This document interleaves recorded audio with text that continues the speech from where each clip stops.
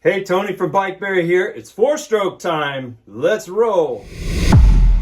First up, you know I got a new Switz Cruze bike. I love it. I changed out the handlebars for some shorter ones. Those other ones are kind of tall and swoop back, and I wanted more of a low profile, so that is one difference here. One thing we did pay attention to and upgrade because we knew it was a problem was a lot of the rims that were coming, these HD rims that were coming on the Switz Cruzes, were not very true. And a lot of it's that design without the wall.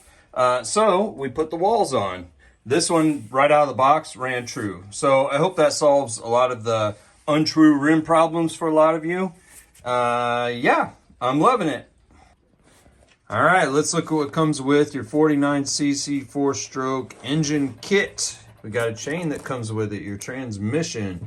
We have a tank, which I'll use this one in the beginning, but I'm gonna change it out eventually. And then we have our grips, throttle, instruction manual. It's got a little bit of info in it. It's our chain tensioner, fuel filter, you know, all the usual stuff. We're going to, instead of using a rag joint in this installation, I'm just going for a sprocket and an adapter like I always do. You know me. There's videos we can link here if you want to know how to put this guy on. We have our mounting plate. This is more your pressed steel. This is more your heavy duty cast iron. I have both. Then we have our wide crankset, and this is to, have our pedals clear the engine. So let's do it. Let's change out our wide crankset. I have a little confession to make where I dinged up the chain guard when my other bike fell on it. I was outside and I was test riding it after I assembled the bike, and the other bike went bam and busted up. So I'm just gonna get rid of the chain guard.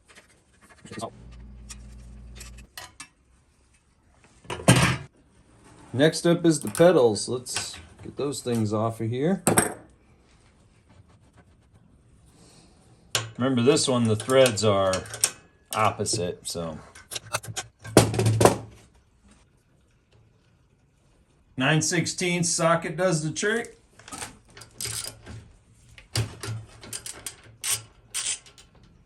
Same with the other side.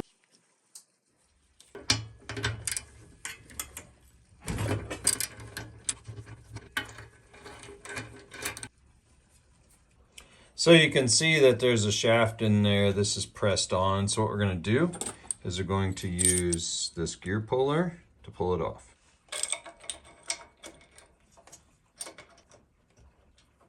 So the thing that's important with these is to keep the center pin on that center shaft.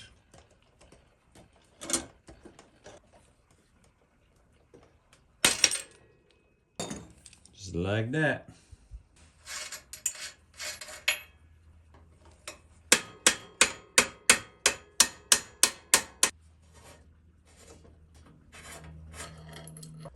You can see on the sprocket side that it's flat faced, and this one screws in all the way, okay? And the other side will take this one, and then you put the bearing in just like that. So here's your crankshaft for your pedals. You can see that it has a notch right here. That's so you can put the big sprocket on and lock it down. But first what we're gonna do is we're going to put our bearing on here and then put it through the frame, get it tightened down, and then we'll put sprocket and cranks and pedals all on. First up, let's grease our bearings. They're pretty greasy already, but get a little bit on there just to make sure. Okay, so we're going to take the notch side, which is our sprocket side. We're going to place it on here like this. Perfect. So double check again that you see the notch there. The bearing is on the correct position. We're going to place it in the frame.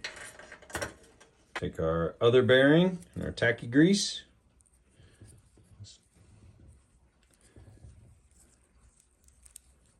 Bearings in this position. Then you're going to use this side.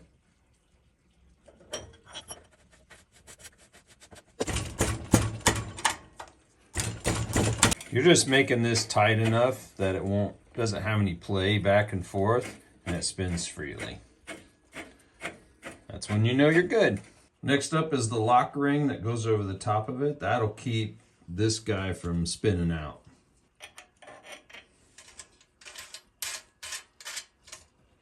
Just pound on a screwdriver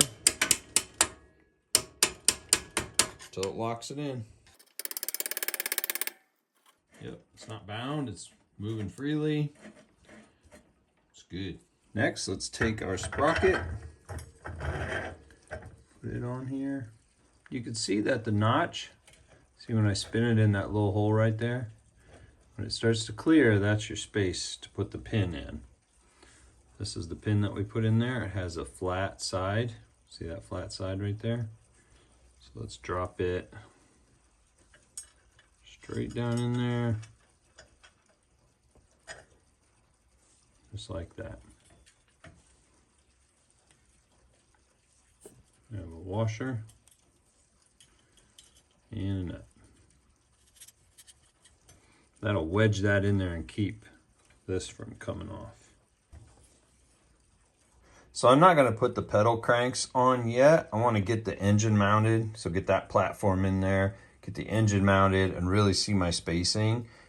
Just gives me a little more freedom to work and I don't have a pedal in my way. So you can see that I have two mounting plates for this engine. This is your standard one. This is our heavy duty one. I really love the heavy duty one because it has nice heavy cast iron, you know, mounting plates and everything. There's a lot of adjustability back and forth with it, but it's just a little too big and stationary for this bike. You can see I kind of scratch things up trying to test fit it and trying to get it to work. When I put on the wide crank and, you know, got all that in there, that spacing is going to be good for the engine. But if you look at the top of the engine, the choke right here hits right up under here and I can't flip it.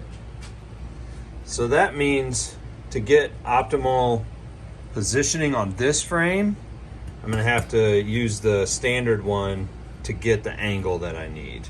This one's pretty flexible, but it's a little more less forgiving because it's a heavier duty mount than this one. This one I would put on a larger bike with a larger frame. Any day of the week it would be my choice. But for the Switz Cruze and how tight it is, we're gonna go with this one. I'm gonna use the Allen bolts that came with this kit, plus a lock washer and a flat washer. They're a really nice length and they're the exact thread and everything that we need for this. Next up is the extension plates. You can see that they fit on both sides and they allow some room to move. You know, the bolt heads, got those big old rectangles in there. Next up, what we'll do is we'll bolt them on. Take note that there's two different sizes. One is for this side where the bolt is closer. One is for this side where the bolt's further away.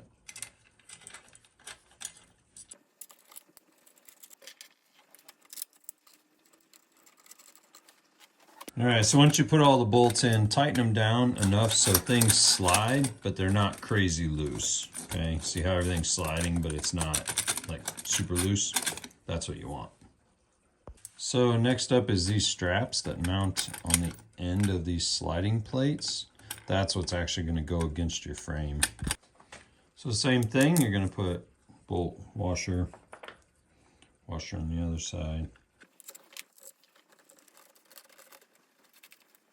All right, so I jumped right into getting this on the frame. So I set it in place. Next, I mounted the back strap for the seat post, then this plate, okay, and it's bolted. You can see I had to remove this front plate and just mount this here, but I had to drill an extra hole. So depending on the bike that you have, most other bikes it's gonna be fine on, but it's this forward bent seat post. It's very tight in here. The way these frames are kind of curved up, right? And then these are pretty low. Everything's pretty tight. Most bikes you're not gonna have to do this to. You'll be able to put the full mounting plate on and bolt each end, you'll be good to go. But Switz Cruze is a little different. It's a little tighter, but I thought it's actually a really good one to do to show you the modifications that I made. So you get the idea. A bigger frame, you'll be able to use all the pieces. Smaller frame, you got to get a little creative. But we look good. We got plenty of clearance with our chain. I'm excited. So I've spun the bike around. You can see we have the other side of the engine, the side where our sprocket will go. Next up, let's mount our transmission. So this is a centrifugal clutch. When the engine spins, these things fly out. Grab a hold of this, which turns the gear. It's pretty simple and awesome. So to mount this, there's 4 screws. One right there. See them all? So we have long screws, and then we'll have a couple short ones. So we'll start with this one over here. And it simply just gets mounted to the side of the case with a Phillips screwdriver.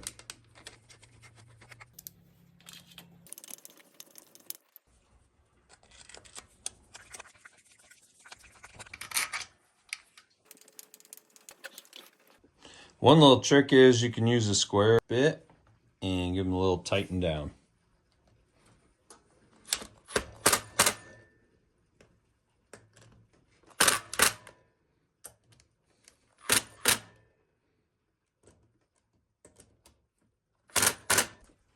So let's remove the rear tire, because then we can attach our rear sprocket.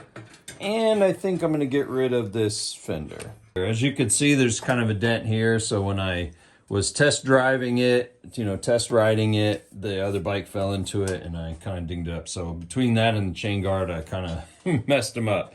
I don't feel like reinforcing this one. I always recommend reinforcing fenders, so we're just going to remove it completely.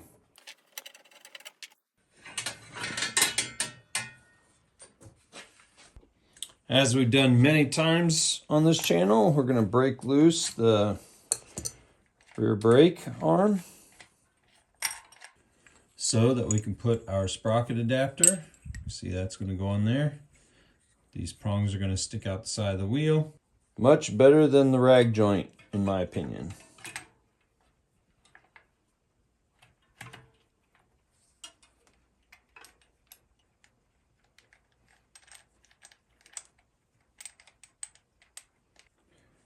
As you may have seen in past videos, I really love these ratchet Allen wrenches, especially with the swivel and extension. They make putting on this thing a lot easier.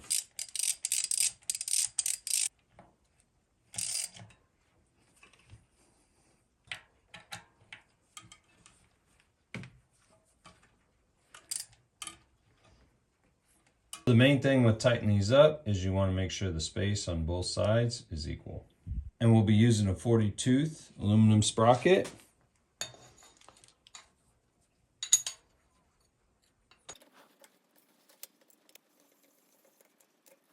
So you can see that I have it bolted on here and it's a little loose. I just tighten it down both sides till it's tight, put the sprocket on, then loosen one bolt, and then that gives me adjustability. Now we can put our brake arm back on. Brake arm, washer, nut. Let's go ahead and mount the tire back on the bike.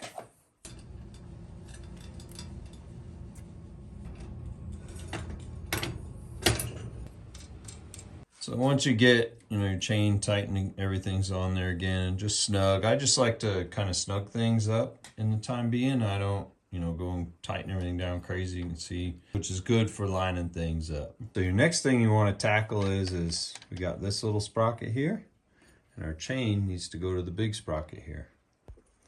My favorite part about this engine is the gear is exposed. So the chain goes on easy. All right, this one happens to be the right length for me. Yours may not. You may need a chain cutter for yours.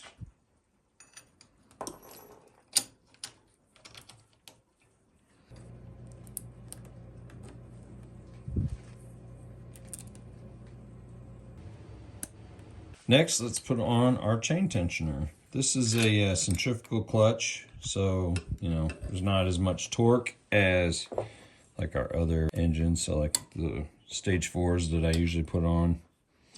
So I'm okay with the stock one here. My goal with this one is to start stock, and then we'll start tricking it out as we move along. Always fun, right? So just finger tighten everything at first, kind of get it so it'll stay. Let's just start there. Let's go ahead and put our cranks on for our pedals. These are both really identical. We're gonna put this one on this side, like that. And this one, opposite of that one. Wide boys. Get this wire out of the way. All right, look at that.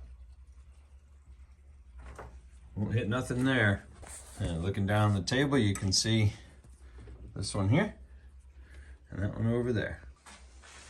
Just a simple nut back on there, get it where we need it to be. That'll draw it in nice and tight. So it pulls it down on that tapered, shaft that's squared off in the end. So tighten it the best you can and then come back and check it later.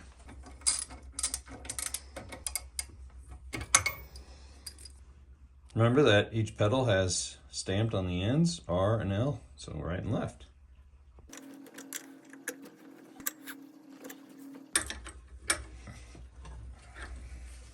Next up is the gas tank. First, we're going to put in our Petcock valve here. The pre-filter, you can take it out in this case because we'll run a regular filter. Yeah, let's put some tape on that and screw it in place.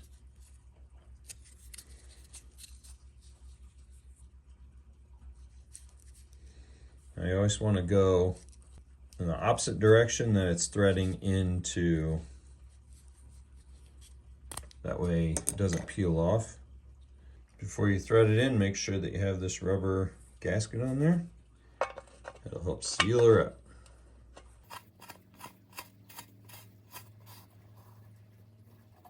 And it should line up where the lever is on the outside of the tank for you. So like that. Snug as a bug.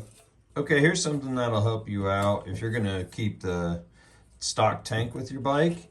Sometimes what happens is these studs, vibrations end up cracking the end of them, okay? This is a little trick that I learned from some awesome fellow motorized bikers in our community, that if you have two of these straps, you can put a nut and a nut all the way down, and then that. A nut and a nut, and a bracket, okay? Then the goal is put it on your bike and put another bracket on top. That way all the stress is on the stud and not on the tank. The tank is essentially floating. All right, we'll do that. Move our camera a little bit here. That way you can see. Okay, you can see that we have, we'll tip it a little bit, our brackets, another bracket. So we'll take one here.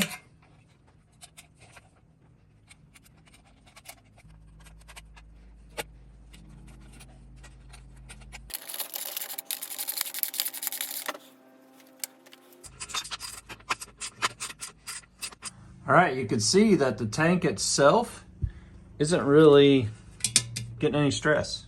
Just the studs and the two clamps. Pretty sweet. So you'll notice a pin inside of here. It's that kind of light colored thing.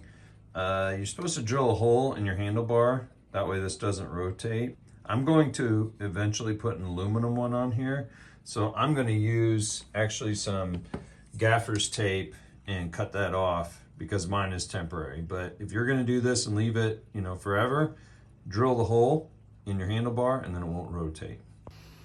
All right, so inside of here, I'm just going to clip out a little plastic thing because I want it smooth in there. So let's get our throttle all set up. We need the business end here, right?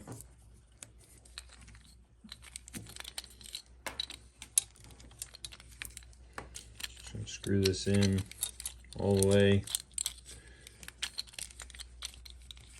There we go. That's a good starting point.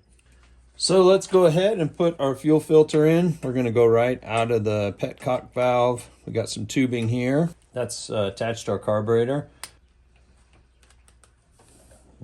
Just a short little piece.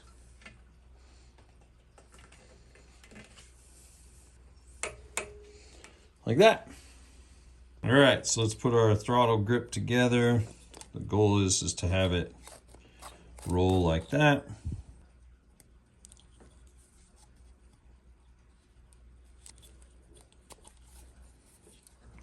That's pretty much it.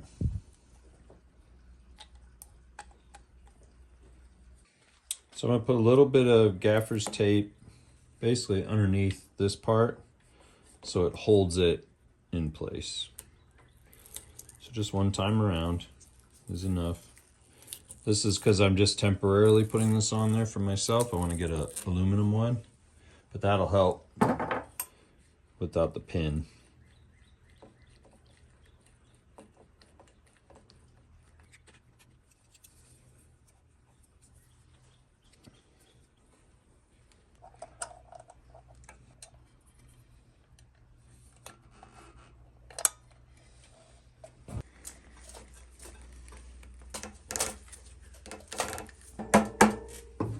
So next up is our wiring for our kill switch. You can see that the engine comes with this plug and then these, typical push-in connectors for kill switch. What we're going to do is just going to clip both ends and splice them together with these.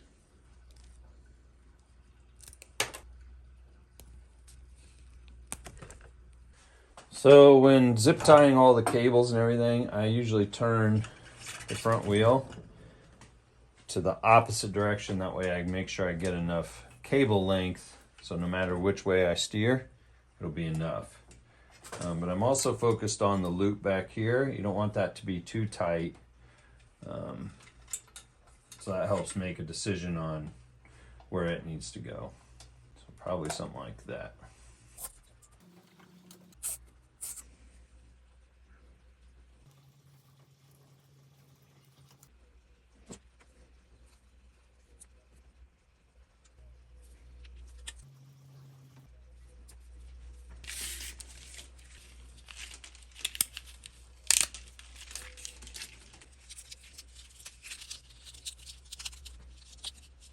Well, everybody, I think that's it. So we've got our rear sprocket on, we got our chain tensioner, we got our transmission on, we got our engine mounted properly. We had to modify a little bit. This is really good for you to see on the small frame.